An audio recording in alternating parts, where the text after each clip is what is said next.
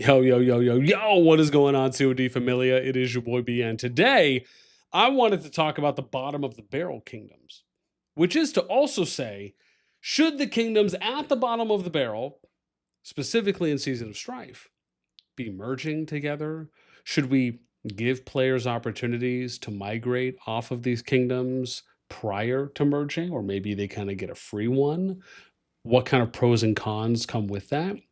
And is it really sustainable to have so many dead slash inactive slash incredibly low activity kingdoms in the game that are approaching 200 days plus?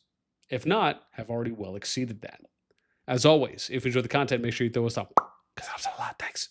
So today we're going to be focusing at looking at kingdoms that are post SOS 1.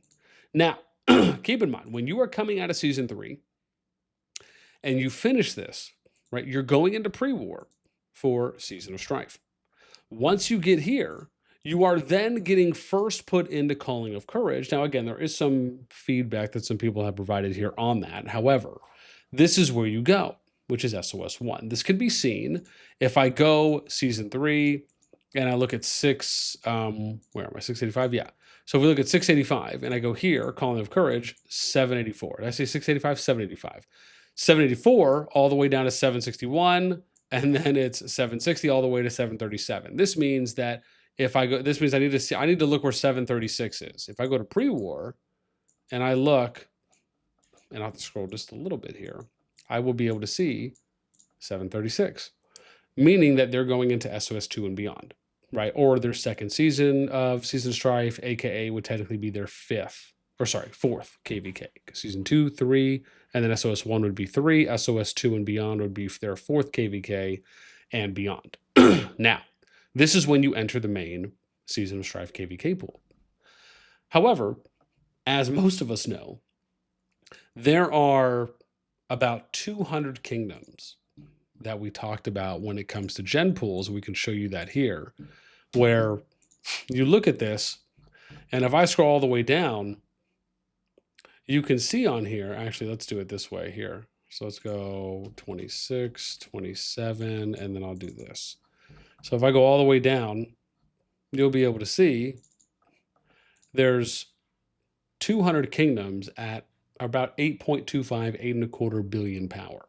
If I'm just looking at 10 billion power plus, there's 141 kingdoms out of almost 1,000 kingdoms at the moment that are at 10 billion plus. However, it's probably more accurate to say that there's 141 kingdoms at 10 billion power and above out of 736 or so is probably more apt, because those are the kingdoms that are currently in the main kingdom KVK pools of, or you could say the umbrella of Season of Strife.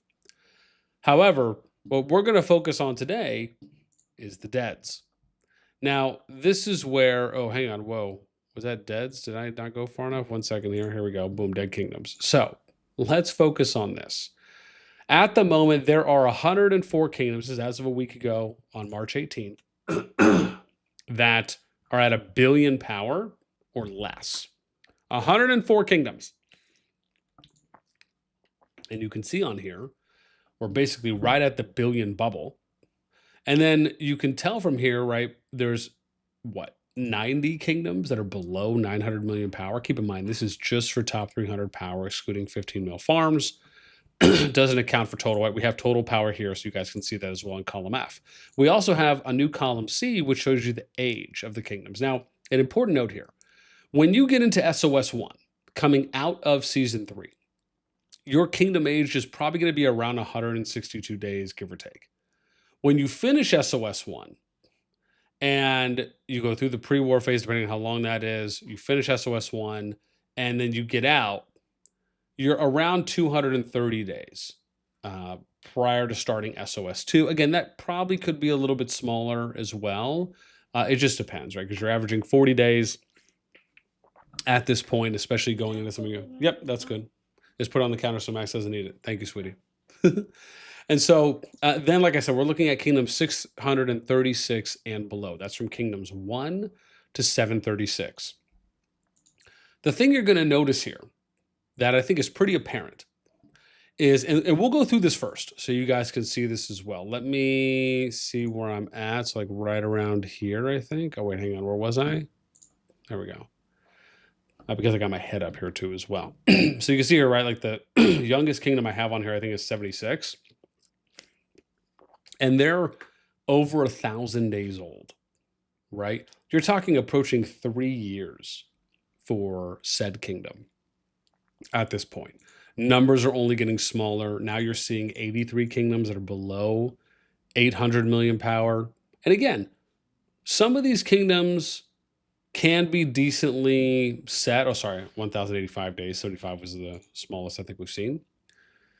And the thing about these kingdoms is that you do have this potential like opportunity when it comes to looking at a dead kingdom and saying, hey, this could be a potential good kingdom to rebuild. Maybe it's just a good kingdom to, maybe migrate to if it's a smaller group. Maybe it's just a set number of players.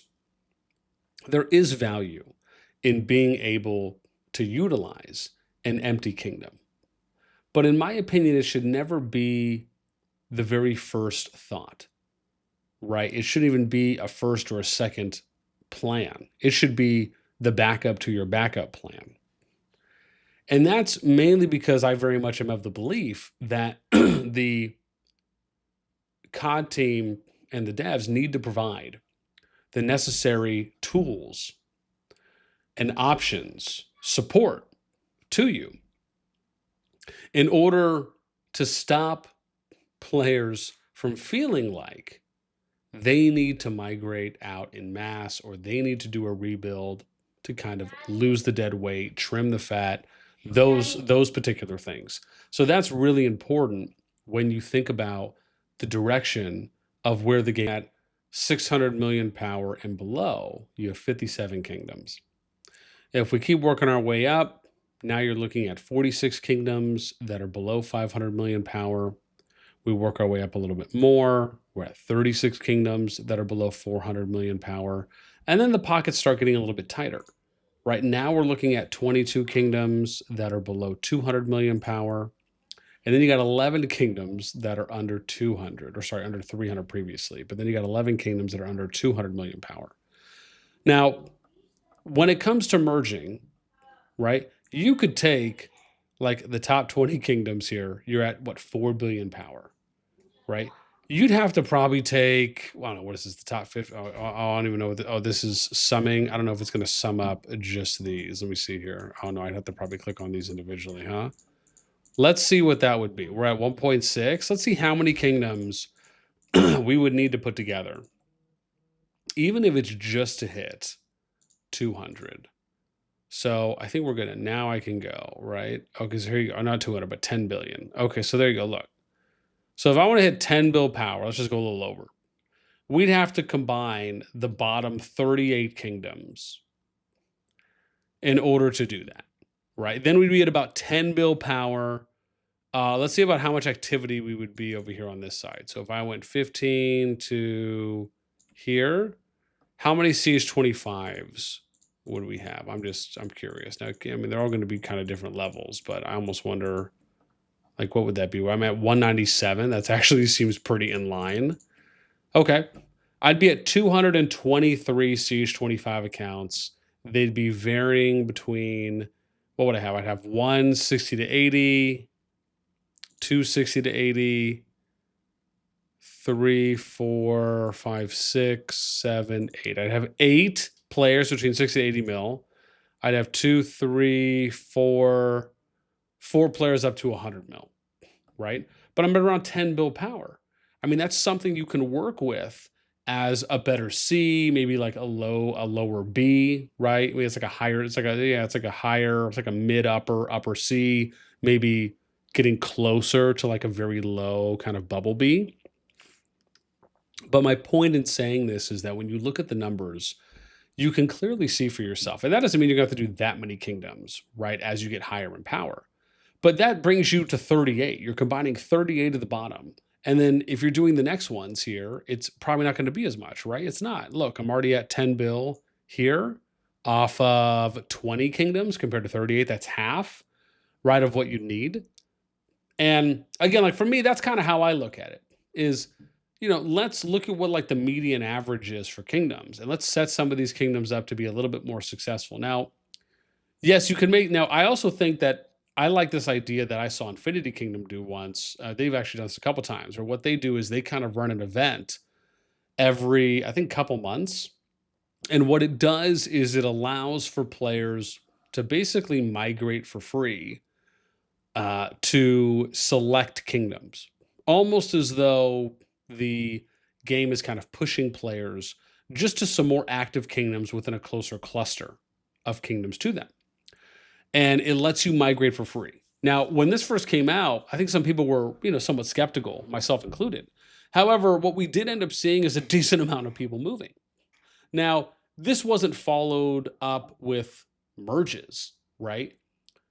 And maybe that could be something that they consider doing, is a way of saying like, look, we're going to put you in, a kingdom, or sorry, we're going to give you the opportunity to move to a kingdom that's more active than yours is. Otherwise, we're just going to end up merging all these kingdoms together. I mean, listen, if the amount of, server or kingdom costs for each one that's open, especially if they're not generating you a lot of money, and that's something on the business end that you can compensate with and mitigate or minimize, why not? At the same time, it also helps players to meet other players and play in other kingdoms or alliances that are more active. Now, yes, you can look at the other side of the fence on this, and we can take kind of the two merged servers that have already played out so far as an example. So if I look at Season of Strife and we go pre-war and we look at merge, right? The two kingdoms here, which is MS1 and MS2, that have merged together. These kingdoms, from what I've heard, basically kind of replayed Season 1, which we knew that there was the possibility of that happening. And what I mean by that is you have all these players that are kind of coming together, merging into a new kingdom, and you're kind of having to refigure out the hierarchy at that point on who's going to lead, who's going to assist, who's going to work together, who's not going to, and just, maybe enjoy the pure chaos and choose that option. You're basically replaying a Season 1 for the most part. However, one of the benefits you have here is that if you weren't spending any money at all anyways, you might consider yourself having a little bit of renewed motivation to possibly spend something. The second piece is that there's obviously going to be a lot more activity. So that's going to be exciting because you're basically kind of replaying a Season 1 at that point. And you may find yourself in a situation where you end up gathering or regathering your own personal motivation and self-will to have a renewed interest in wanting to now either play the game again or be more active, or maybe as active as you once were. And then, yes, there's always the chance that you're going to have some player drop off from that as well, depending on how things go.